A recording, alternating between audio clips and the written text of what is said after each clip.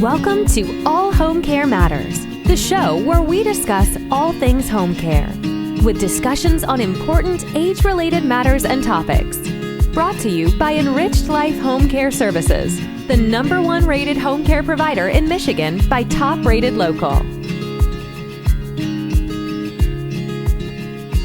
Hello, and welcome back to All Home Care Matters. If this is your first time visiting us here at the show, we want to say thank you for taking time out to be with us today. We appreciate how valuable everyone's time is, and that's why we try and make each episode here at All Home Care Matters something that will hopefully matter to you. Today, we are honored to welcome two remarkable guests, Liza Berger and Diane Eastabrook from McKnights Home Care. Welcome. Thanks for having us. So, Liza, I want to start with you. You know, we're big supporters and avid readers of McKnights, and I know there's multi branches and divisions to McKnights, and we follow the home care division, and that's the division you're a part of. What is one of the things that really prompted the company or McKnights to start the home care brand? Yeah, so McKnights Home Care started about 2 years ago. And as we know, there was something called a pandemic that was raging. And the forces at the time just seemed right to launch a home care brand with the rampant infections happening in long-term care facilities and consumer demand to stay at home. And of course, there has always been interest in consumer, interest in home care. So it was just the right time. Things were just aligning well, given the situation in the United States and the trends that had been just continuing to increase in terms of wanting home care for the last several decades. So it was just the right time a couple years ago to launch this third sister brand of McKnights. We have two other brands, McKnights Long-Term Care News and McKnights Senior Living. So this is the kind of the third leg of the post-acute care stool. Okay, and I'm sure there's some crossover between the three brands. Yes, well, it's all post-acute care, long-term care, and McKnights Long-Term Care News is the brand for nursing homes and skilled nursing facilities, professionals who work in them. Senior living is the equivalent for senior living and assisted living facilities. And then home care is, of course, is geared to professionals who work in the home care setting. And that is both personal care, home health, palliative care, and hospice care. So that's what we cover. And yet, to be clear, we're not a consumer brand. We are a brand for professionals. We're a B2B, business to business brand. And there's some tremendous articles on there. What would you say right now are the biggest stories or topics facing the home care industry? Well, right now, if you follow the industry and you're kind of invested in what happens, the CMS has proposed this very kind of negative and damaging proposed cut for the industry for Medicare payments for the next year. So we're following that closely. It's about an $810 million Medicare payment cut.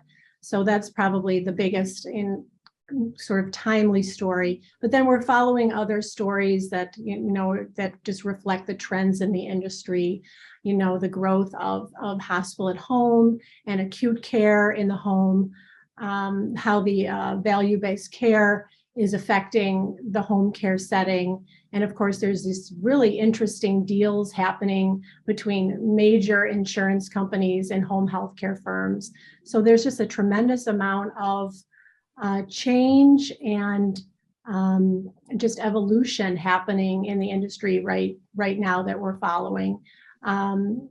Diane has written a lot of great stories about the rise of what we call house calls, people getting kind of primary care in the home, which is kind of everything old is new again, right? So right. We're kind of returning to that type of kind of doctor coming for the home visit, but it's just a very big story, and it's something that's happening more and more often, and everyone various companies seem to be wanting to get into this new form of healthcare. I would say the other, if I can jump in, the other big story that we've been covering for the last year is the issue of workforce and the labor shortage, which is kind of the elephant in the room. Everybody is struggling to attract workers. There's more and more demand as baby boomers age into retirement and then need that kind of care, and not enough workers out there. So we've been doing a deep dive into that, what it takes to attract these workers, immigration policy, which probably needs to be changed.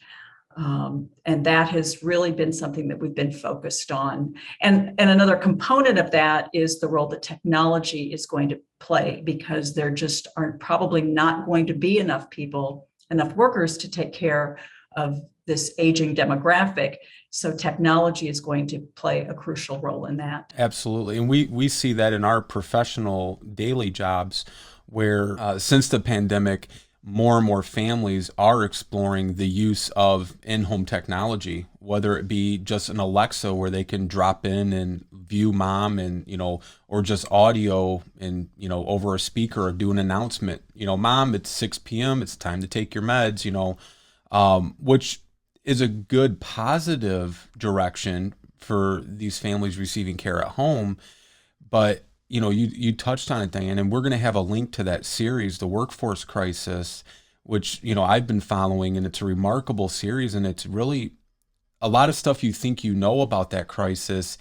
You quickly find out there's a lot you didn't realize. As bad as, the general population can already kind of see, you're learning a lot more on the inside through this remarkable series that you're providing and doing. I want to ask you, though, what is the impact the caregiver crisis is having on the home care industry? Well, the biggest problem is their inability to care for clients, or take on new clients. A lot of these companies have there are waiting lists, and you hear about that everywhere. There's a huge problem in New York State right now where there are long waiting lists. And I talk to agencies almost on a weekly basis who tell me the same thing. I want to grow my business, or I want to maintain my business. I don't have the caregivers. I'm having to turn away potential clients because I just don't have the people to do it. Right. And this gets down to a lot of different issues about credentialing and licensing. There's, this whole industry is very fragmented, not from the way the industry is set up. You have a lot of mom and pops, but every state has different requirements. And you see people out on the East Coast, places like Rhode Island and Connecticut, where the states, people could be crossing over state lines, but they can't, right? Because one state has one credentialing or policy perspective, the other state has a different one. And so that's one of the things that I think everybody's looking at is there a way nationally to have one credential so people can cross over state lines? Or if you have somebody who's working in a long-term care facility, can they go work in home care? Can they do something else? Right. And how would you say the industry is addressing that crisis? Because that kind of piggybacks on another tremendous series that you're doing, and that's the loneliness at home for seniors. And, it's kind of a snowball effect, right? Where if a family is trying to retain services to a home care provider and they're saying, well, it's a 2-month, 3-month, 1-month wait list, and then that family is having to share those responsibilities and they're missing work, or, having to call off, or in worst case scenario, they lose their job, it has a ripple effect, right? Yeah, and I think that's one of the things that we heard from these agencies during COVID. That's one of the reasons why they lost workers, right? Because some of these people were caregivers themselves. They had children that they had to be at home in school, or they had families that they had to take care of. So people were pulling away. These are lower wage jobs. There were incentives out there for people to stay at home, and some people did stay at home. And that's one of the things that I have heard over and over again from agencies. They're like, we don't know what happened to our workers. During COVID, we lost people. Some of these people were staying home to take care of their families. Others ended up going to other industries like retailing. They went to Amazon, they did fulfillment, and we don't know where these people went. So we have to try to get them back. Right, right. And do you see anything that is on the horizon where it may be changing and reverting back to, pre-pandemic levels as far as employment and jobs? I think there are a couple things going on. I think everybody is hoping we're seeing more funding, Medicaid funding, more home and community-based services funding going to the industry. Build Back Better had 150 billion earmarked that got tabled last year, but there's hopes that it's going to be resurrected. We saw the FMAP funding increase. So everybody's hopeful that if there's an increase in wages, that will lure people back. I think the other thing too is educational opportunities for the sector. If people can come in and they can train, if they can get an education and go to a higher level. Maybe I come in, I'm a home care worker, but maybe I can get trained to become a CNA, excuse me, or then later on, maybe become a nurse. That is something that could attract more people to the industry. And I think there are efforts in Congress to do that. I think too, the other part of it too is immigration. A huge percentage of this industry is made up of immigrants. And we've had issues over the past 4 or 5 years where we haven't been letting immigrants come in. And I know the industry is looking at a visa, maybe a special visa that would allow people to come in from other countries and work in the industry. So that could help. The industry has really taken this problem seriously of late, and you may have heard about the Home Care Workforce Action Alliance. It's an alliance made up of basically the 2 largest home care associations, the National Association for Home Care and Hospice and the Home Care Association of America, which has had its conference this week, which Diane attended, and BIATA, which is a major home care agency. They've combined forces and are trying to come up with actionable solutions to the crisis. So that's something that they announced in May, and I think they convened in Washington, D.C. in August. So we're looking for some of their action items to be coming out before the end of the year. So it's a big issue. It's always been a big issue. It's not all of a sudden COVID hit and there was a workforce crisis. As you probably know with your agency, it's an ongoing problem, but it's something now that they haven't seen before. And I think it might be across the whole long-term care space, but the level of the crisis, the extent of the crisis is so dire right now that there needs to be some serious change and some serious steps taken if they want to be able to take care of all these people that are getting older. And because of the demand, they just they need to act right away. And I agree, Liza. With home care, with us being in Michigan with our company, we're unfortunately in a non-licensed state, like Diane was alluding to earlier, with the different, qualifications and requirements that people have to go through. And we had Vicki Hoke on a few months ago, and that was one of the issues that we were discussing was, what is it going to take for there to be a uniformity, if you will, across the country for the home care industry, home care sector, to all have the same credentialing, requirements, regulation, oversight. And unfortunately, there are a lot of mom and pops out there, and they don't want to go along with that, right? Because what does that mean? There's more administrative costs. There's more, forms and regulations they got to pay for and follow. But the bottom line shouldn't be necessarily the cost to a company to become regulated and licensed. It should be the care and the quality of care being able to be delivered to these families. Because with us, we help anywhere from, small children through all age groups up to, seniors. And the one thing that really is upsetting is when we meet with families and they had a bad experience because they hired somebody they thought were a quote unquote company, and it's really like a lady or, 2 friends saying they're a company, and something unfortunate happens either to those workers or to the person they're entrusted to care for. And there's no protection for that family. There's no recourse. And again, if that employee or that worker gets hurt, there's no protection for the family either. It's just a lose-lose all the way around. And it always surprises me when you really stop and you're thinking this industry is so needed and it's so widespread. It's one of the fastest sectors of healthcare, and you have states that have no oversight for it. And that something needs to change on that. And, we support our Michigan chapter of the HCOA, but, it's going to take a lot of work and a lot of effort, I think, because again, you have people running these as their, means to make a living, and you're going to have a lot of pushback, I think. And I think it's going to take Congress and the federal government to kind of step in and impose some kind of requirement across the board. I think there's also some discussion of having a 5-star quality system for home care. Yeah. Are you in favor of that?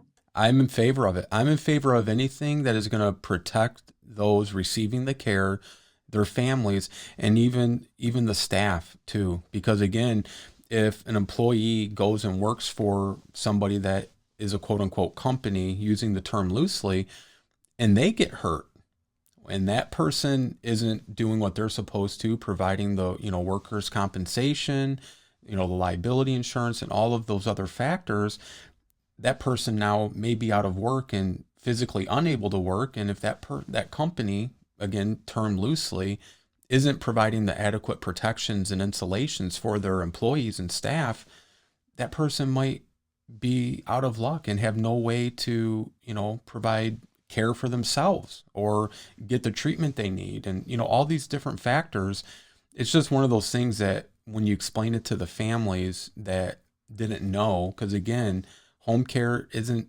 so widespread and mainstream that families really know of it. Some do, but for the most part, it's your big three, your doctor's office, your hospital, and your nursing home, and even to a lesser extent, assisted living.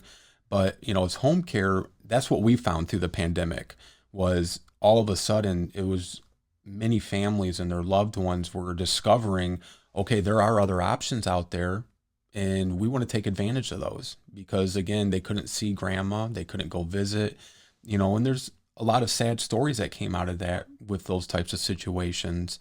So yeah, we're in favor of any means that will help protect the families, but also protect those that are providing the care, and again, at least in my opinion, I feel like oftentimes too, I don't blame this solely on the workforce crisis, but I find that a lot of caregivers, home health aides, CNAs that come to work with our company, they have been mistreated, taken advantage of, and just did not get the support and maybe even lied to, if you will. And so there's that trust too, right? They feel like they're the low person on a totem pole to begin with. They want to be in this industry because they don't want to be in almost like an assembly line production for providing care. They like that one-on-one time where they feel like they can make a difference and they can bond with that person and, help watch them improve or, help support them. And they just feel like a lot of times for people, it's just a business, and it's not a business. You're dealing with people and you want to provide good care and support and safety. And again, being a non-licensed, that's not always the case. Yeah, I know that a big topic in trying to fix this workforce or improve this workforce crisis is in raising the respectability of the profession, specifically your low-wage home care workers, the non-medical workers who are in the field, and to treat them, to offer them possible career lattices so they can rise within the profession, and also, of course, pay. You can't overlook pay and improving that, but just the way that the perception of the worker and how they're treated needs to get better. Well, and I agree full-heartedly. And one of the things, and I get a lot of it is for the funding and reimbursement purposes, but when they differentiate home health care from home care, they call it skilled versus non-skilled. And we tell our staff and our families, there's a lot of skill, and that's not necessarily meant in the way it was intended. And that would also, I think, help, because you're telling that person you're non-skilled, so you can do this job. And as you both know, there's a lot of skill required.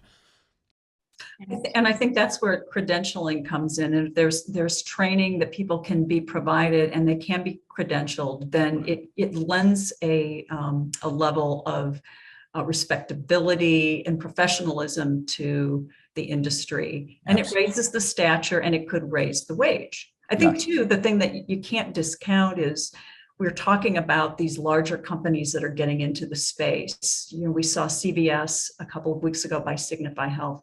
Walgreens is getting in. All of these companies are getting into the home. They're getting into the home health space, but along with that is going to come home care. That's probably the next place they're going to be looking. And so I think those companies getting into the space are going to want it to be a bit more professional. If they're looking to acquire an agency or they're looking to partner with agencies, they're going to want a level of professionalism.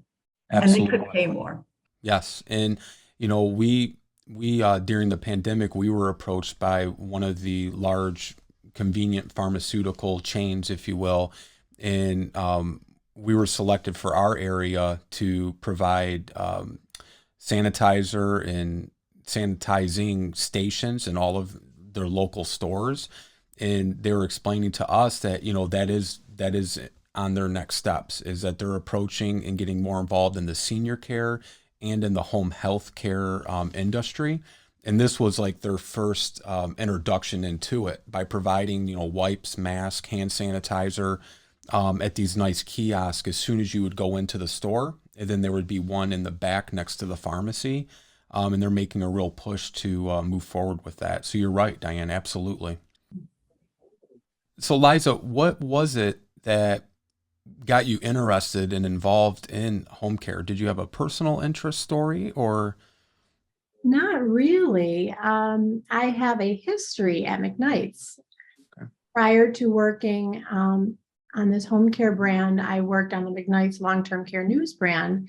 I was a senior editor there, and actually I did 2 stints there. A few years ago, I worked as the editor, and then I came back after a little bit of time away doing something else.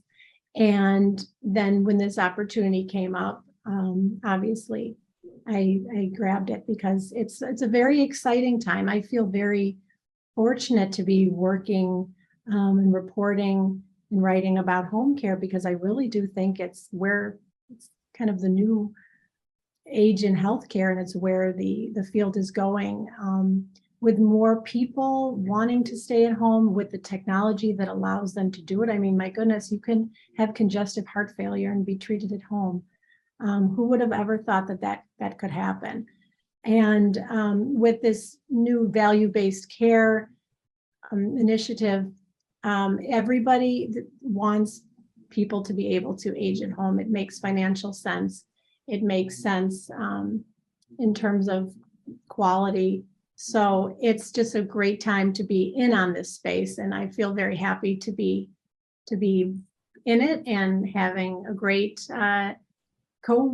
colleague, coworker, Diane, working with me on it. So I think we're having a great time, and there's just so many interesting stories now that are kind of makes you scratch your head sometimes about why this is happening, or why is a particular company, a big box company or a company like Best Buy or something, interested in home care, but they are. And so we're trying to stay on top of it and trying to understand the trends that are making that happen. What interests right now or hot topics are you most interested in following and covering? I think it is these interesting allegiances that are being formed between big insurance companies like United Healthcare and home care firms like LHC Group. And as Diane mentioned, CVS, the big retail pharmacy chain, just bought Signify Health, this very interesting tech-enabled home care firm that does house calls in the home. So I think those stories really interest me because it kind of points to the direction that healthcare in general is going. So it kind of gives you kind of an inside scoop on what's to come. I also just like this move toward the value-based care and how that's changing the way that companies are thinking and acting. And I find that really interesting. It used to be that you would basically pay for the procedure, the fee for service, and that's really going away. Finally, the growth of Medicare Advantage is very interesting. It's basically edging out traditional Medicare, and there's good and bad that comes along with it. So we're kind of trying to dig into that a little bit and find out what's at play there and how it's affecting our readers. Okay. And just for our viewers and listeners, I mentioned you were the editor at McKnights, but share with them what exactly being the editor entails. So basically we have an e-newsletter, McKnights Home Care Daily Pulse. And if you're in the industry and want to stay on top of things, I highly recommend that you get a subscription. It's free. You can go to McKnightsHomeCare.com and get the subscription. So we write that. Diane primarily writes that every day. I edit that. And then, I keep an eye on the website and make sure that's up to date and fill in holes where that's needed. I also edit another e-newsletter actually for McKnights called the Clinical Daily, which has wonderful news. It's not a home care specific e-newsletter. It comes from McKnights, but it's basically clinical news that affect older adults and professionals in the whole long-term care space. So I edit those two e-newsletters every day. I write a blog post every Friday. I edit guest columns and what we call in the market columns. And I pitch in where I'm needed to write stories. So I have to keep a hand in it as well. Otherwise, I won't know what's going on. So I try to attend webinars and events and go to trade shows and stay on top of the news as well. That's wonderful. And I just to piggyback on, because we've talked a lot about the technology and the landscape changing and these companies getting involved. I was asked to be a judge on McKnight's panel for the technology awards that just recently took place. And it's just a remarkable resource, and all of these tremendous different technologies for different areas, all that are going for, in the home and for families and their loved ones. I just want to encourage listeners and viewers who may not have been familiar with McKnights to visit the site, because it's just full of, current events in the landscape and different resources and wonderful news stories as well. And one thing that is also nice is there's no paywall. So you can go to McKnights, you can read an article, and it doesn't make you pay for a subscription or you get 2 visits free. And it's just remarkable work. I go to it daily, and you guys are just doing a tremendous job and really shining a light in an area that I can't think of anywhere else you can find that information at. That's just wonderful to hear. Thank you so much. I would like to add, that beyond the news products that we put out at McKnight, the e-newsletters and the websites, we also do these live events. You mentioned the Technology Awards, which is coming up. We actually just announced our finalists this week. Yes. And it's pretty exciting. And I'd encourage anyone out there to consider submitting a nomination for next year. But we'll have a virtual event to honor the winners. And then we'll also be having a live event at one of the upcoming trade shows to celebrate the winners as well. We also have our Women of Distinction event, which will be happening again in the spring. And so we got some more things coming up to look forward to. And I also want to say you also have a podcast. That's right. There's a lot. Diane does a lot of our podcasts and they're wonderful. So you can look forward to, we aim to do it once a week, and we interview someone you should know in the industry. Wonderful. And that happens once a week. And we also have webinars happening all the time, informational webinars. So we've got a whole variety of content that I think if you want to get to know this industry and what's happening, we can get you up to speed really fast. Yes, you can. Yes, you can. Like I said, I am not aware of anywhere else that would be comparable to the amount of information, stories, and really current events that are going on in the home care industry specifically. Diane, so you have your two series, The Loneliness at Home and The Workforce Crisis.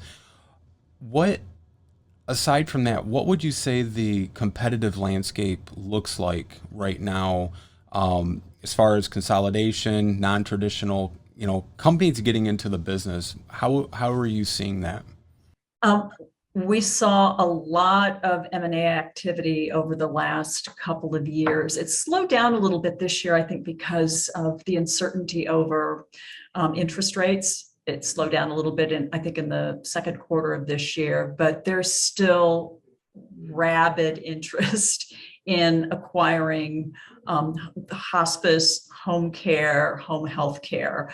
A lot of the interest is coming from private equity. We've seen a lot of private equity money flow into the industry, but we're also seeing larger companies. You see it almost monthly, the big companies, the Amedisys of the world, the LHC, Aviana, LHC, they're being acquired by United, but they just announced a partnership, I think a joint venture or an acquisition just a week or two ago. So everybody realizes that people want to age in place, that healthcare is moving into the home, people want to age in place. And so this is where the big money, this is where the interest is. And so there's a lot of money, private equity money, and money flowing from larger companies going into the space. And do you think a lot of that is due to the advent of technology being accessible and available for at home to make that possible? I think that's part of it, but I really think it's just the demographics. I mean, Okay. if you look at the demographics right now, you have 72 million baby boomers who are aging.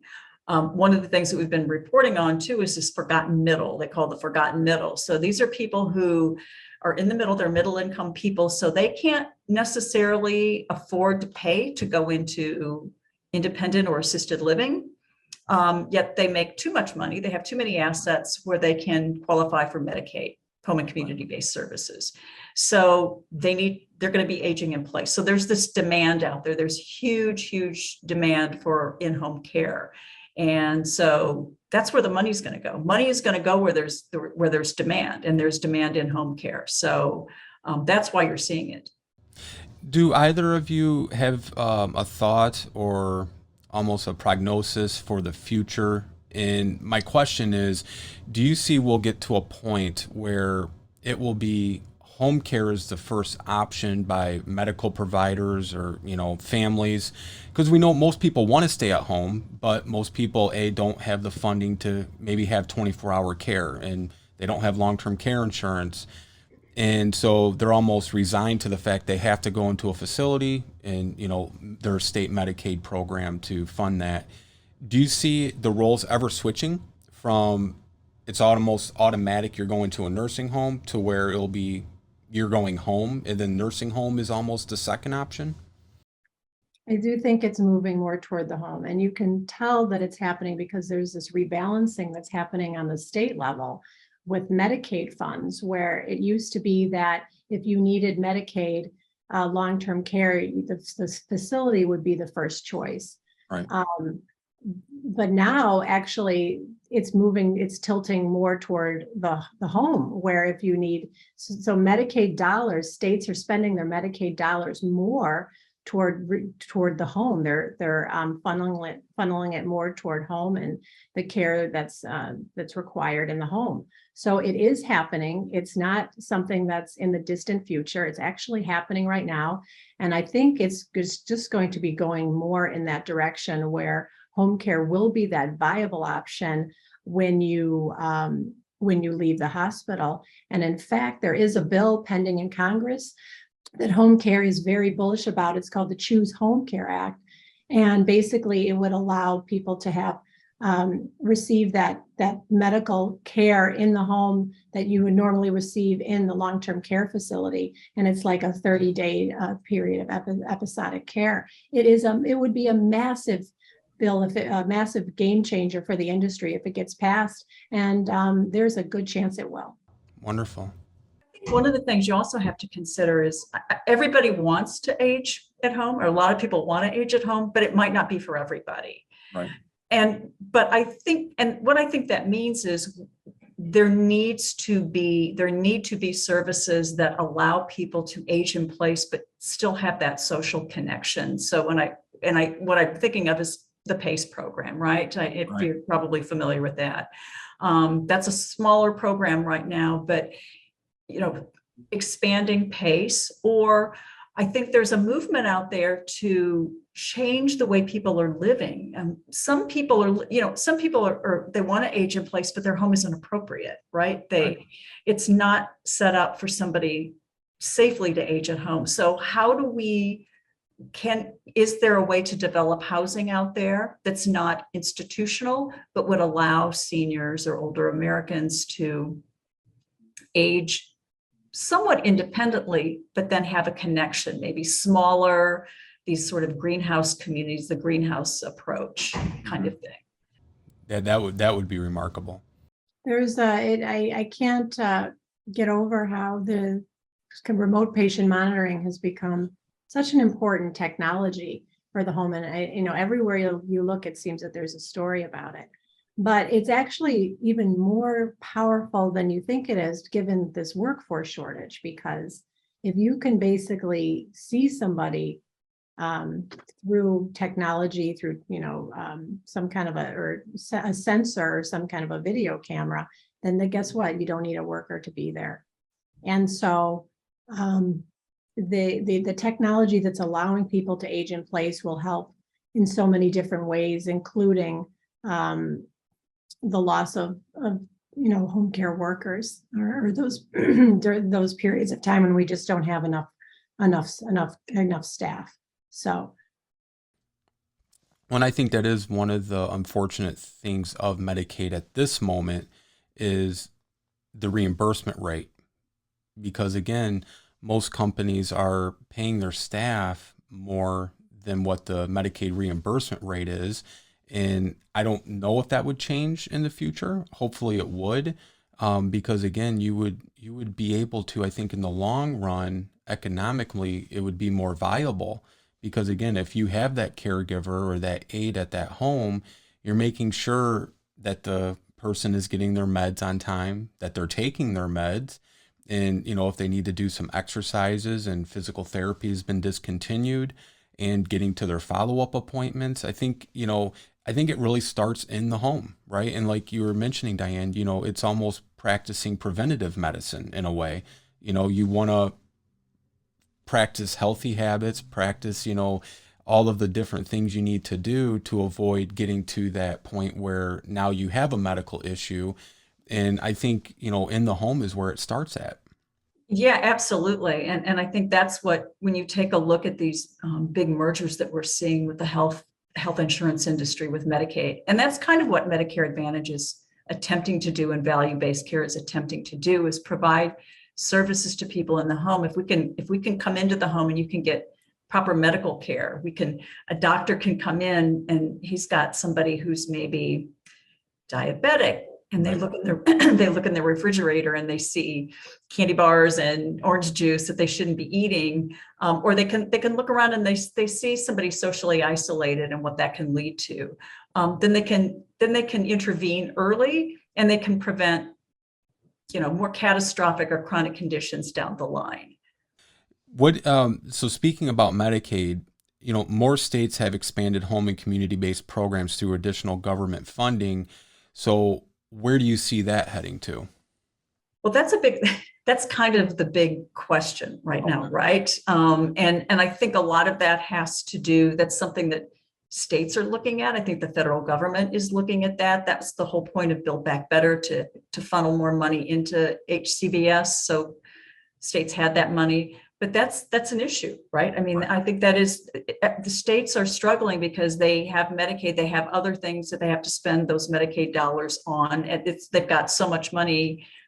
Kids are, you've got kids that you have to consider, and adults who need healthcare, and how do we spend this money? I think it also raises the question of long-term care in general. We don't have a mechanism in this country to fund long-term care, and you hear that over and over again. Washington State is doing something right now, but more states are probably considering that. But that's the burden that states are seeing, and especially when you have states that are older states, they have older populations and maybe fewer younger people. There's a big burden, and that's, I think, what a lot of these states are grappling with. When I know, just speaking to the health insurance, we had a situation a couple years ago for a lady that we're helping, and her health insurance actually is providing the funding for her care.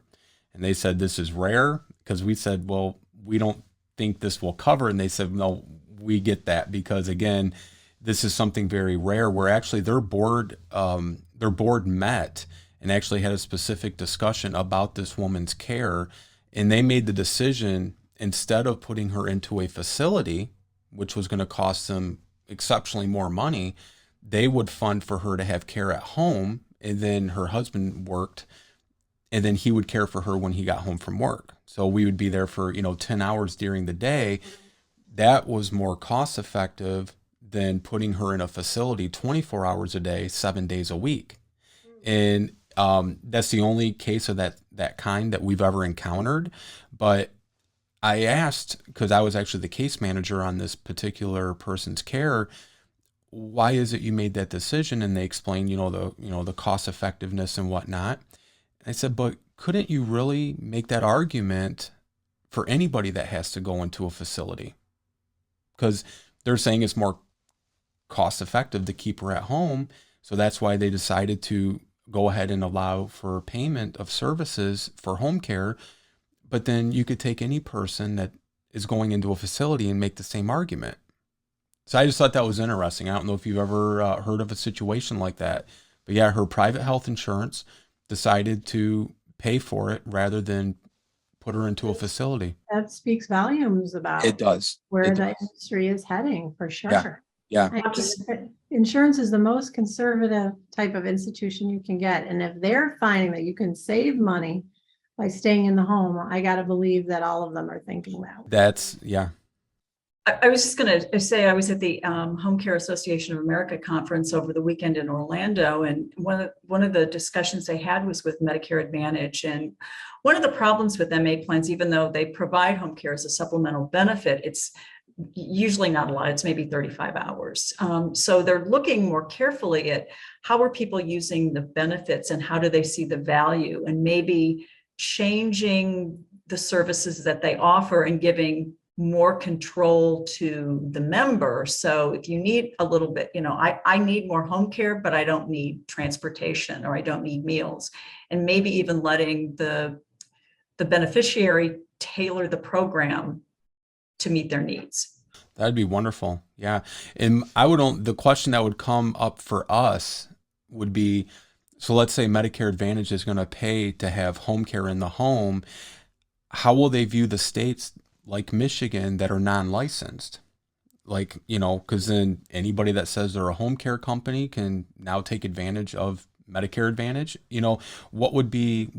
How do you foresee them differentiating between the licensed and non-licensed states? I think, well, every state I think would be different, but I think these Medicare Advantage plans would end up having contracts with certain agencies. Mm-hmm. Okay. So if you need home care and you've got your Blue Cross Blue Shield or whoever, wherever you are, then they have contracts with certain home care companies, and that's who you would use. Okay. And I should add that every webinar I've attended and every education session I've attended on this topic, the advice to home care agencies is always prove your value.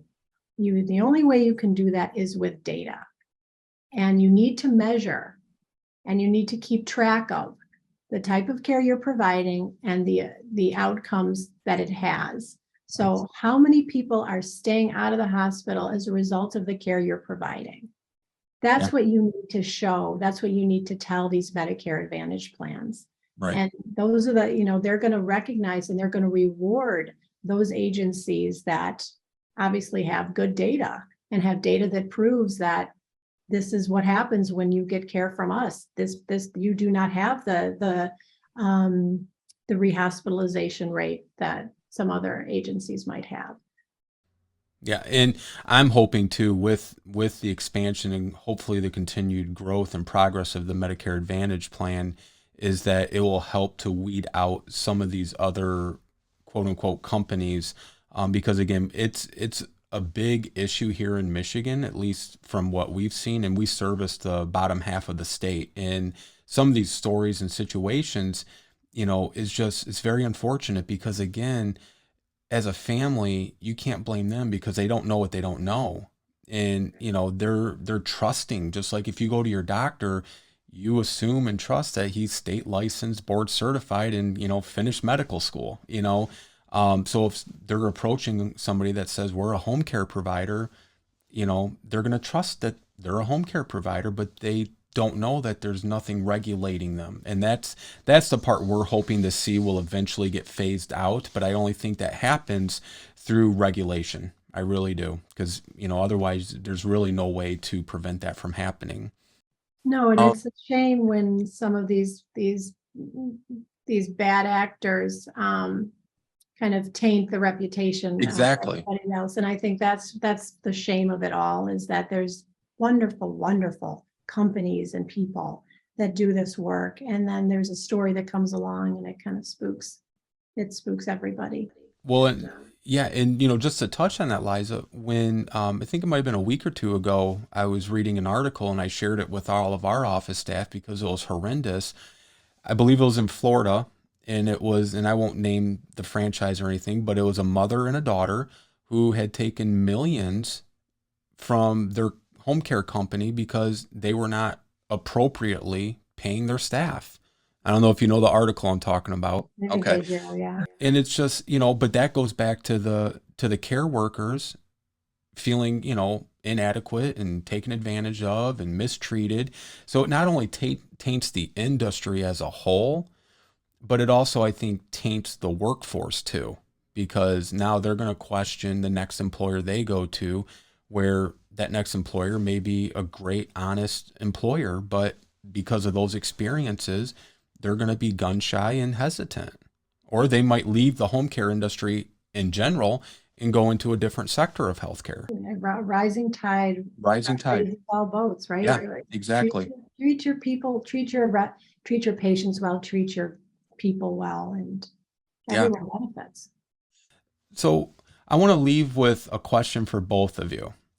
Now, you can answer however you like, but I would like to hear, because you guys are so in tuned to the industry, and I'll start with you, Diane. If you could share one thought, if you could change one thing in the home care industry, it doesn't mean changing something that's existing. It could be adding something. You're in charge of home care for a day. What is the one thing you would do? You know what? I think it really comes down to accessibility and having a long-term care program, a way for people to pay for home care. And I come at this from a personal perspective because my family, we took care of my mother, who was a stroke patient, for about 5 years at home. And we were one of those people. My parents live in downstate Illinois. There weren't a lot of agencies, but there wasn't at the time. This was about almost 20 years ago. So we found a woman who was actually wonderful, and we paid her cash.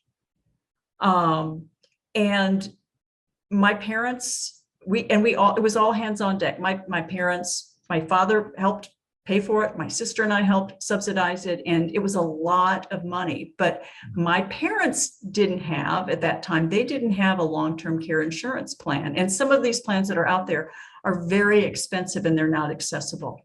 And it's great to have home care. It's it's great to be able to provide it in the home and see more people getting care in the home. However, we have to find a way for people to be able to pay for it. That's what it's going to come down to, because if you look at the numbers of people that are aging, I don't know that the onus can be on the states, on Medicaid programs. And not everybody's going to be able to pay for this out of pocket. So we as a country have to find a way for people to save and be able to pay for it. I agree. And just to follow up on that, I always reference back to the height of the pandemic when we're building makeshift hospitals and parking lots. In New York, they're bringing in, I forget the names, the Red Cross ship, all these different things that these healthcare systems and states and cities had to do really on the fly. That's not much different than what we're going to experience at the height of the baby boomer, population. There's not enough nursing homes or long-term care facilities to house them all. I mean, at least in our area, you see several new ones being built every year. And, the solution, and I would think the most practical solution is to enable more accessibility so that these people can continue living in their home, help keep them healthy by, preventative measures, making sure they're getting their meds, following up with their doctors, moving, socializing. And it's a win-win, I think, from the top down, and I love that. Yeah, I think accessibility, because there are a lot of families who don't have the means. They don't have long-term care insurance. In Michigan, we had our auto insurance bill changed so that, the reimbursement for auto victims has been drastically reduced. And, there's a lot of things that could be done, but they aren't being done. It's an enormous burden on families too. Anybody who has a parent or a spouse and they have to take care of that person in the home, it's an enormous burden on the family. And so if there's a way that they can pay to have somebody come in, or there's a way to use technology to supplement the care, then that needs to happen. Absolutely. How about you, Liza? You're in charge of the healthcare or the home care industry for a full day. You can make any change that you want and it happens. What do you do? Well, I'll wave my magic wand. So what Diane suggested is wonderful, but also it's hard. It's hard to see that happening anytime soon, right? But we will hope. My wish is for these workers to be paid what they're worth, to be paid such that they don't need to work two jobs, that they can get the benefits that they need, and the healthcare benefits they need, so that they can take care of themselves and take care of their families, and they can then do what they love and be paid and be treated in a way that they're with respect, worthy of the love that they have for the work that they do. Just like any other person, any other profession, you choose something that you love and you get paid for it commensurately. So I would hope that the same would be true for Absolutely. I know we had met with a person a while back, and they were in the long-term care industry, and they were dealing with some issues at their facility. And they said, one of my employees came up to me the other day and said, why was it during the height of the pandemic we were heroes, but now we feel like zeros? And that really resonated with this person we were meeting with and with us, and it's showing them, and sometimes it's just the little things, showing them the appreciation, the security, and also, the financial benefit as well, because they're doing a remarkable job. They do a remarkable job. And they need to know that too, and they need to have that appreciation. And that's why it's unfortunate when you do see stories where staff are taken advantage of, or you meet with somebody and they were lied to at their last place. And at least I can speak for us, for this industry and this work that we do, it's much more than a job. It really is like a calling where we're trying to not only help these families to the best of our ability, but also support our staff to the best of our ability, and not just say it, but show it. So I encourage everybody to visit McKnightsHomeCare.com. It's a tremendous website, and especially the 2 series on the workforce crisis, as well as loneliness at home, and future series that you guys are doing in the podcast that comes out every week. I just appreciate you both so much for the work you're doing and for your time today talking with us here at All Home Care Matters. Thank you so much, Lance. Thank you both. Thank you. Have a great day. We'll talk to you soon. Bye-bye. Thank you for joining us today here at All Home Care Matters. All Home Care Matters is here to help families as they navigate these long-term care issues. We invite you to visit us at allhomecarematters.com, where there's a private, secure, fillable form where you can give us feedback, show ideas, or if you have questions. Every form is read and responded to. And remember, you can listen to the show on any of your favorite podcast streaming platforms or watch the show on our official YouTube channel. Just make sure that you hit that subscribe button so that you never miss an episode. We'd also like to thank Diane and Liza again for joining us here today to discuss McKnights Home Care. Make sure to visit McKnightsHomeCare.com for wonderful resources, articles, stories, and industry trends. We look forward to seeing you next time here at All Home Care Matters. Thank you so much. Thank you for joining us today. We look forward to you joining us again on another episode of All Home Care Matters. To learn more about the show and to connect with us, visit us at allhomecarematters.com.